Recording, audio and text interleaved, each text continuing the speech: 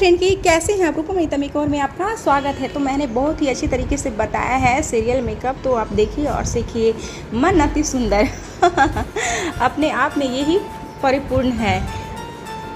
शरीर से तो सुंदर हर कोई रहता है, लेकिन मन से सुंदर रहना बहुत ही ज़रूरी है। यदि आप कितने भी सुंदर क्यों ना हो, लेकिन यदि आपका मन साफ नहीं है तो आप सुंदर नहीं हैं। सबके प्रति सहानुभूति रखना है ना, दुखियों का मदद करना, गरीबों की मदद करना और लाचार है उसकी सेवा करना, ये सब है जो कि मन सुंदर का पहचान है।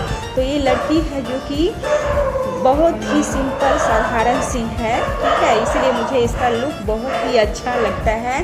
तो मैंने पहले भी किया था और मैं आज भी कर रही हूँ।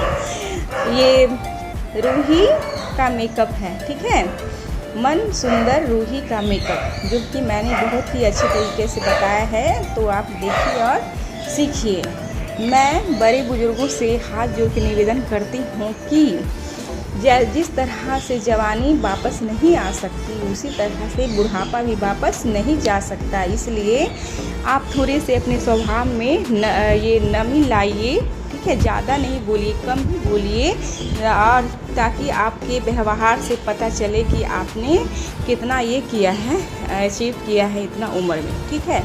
तो आप छोटों को प्यार दीजिए। यदि आप चाहते हैं कि रिस्पेक्ट मिले आपको, तो छोटों को प्यार देना बहुत ही ज़रूरी है, ठीक है।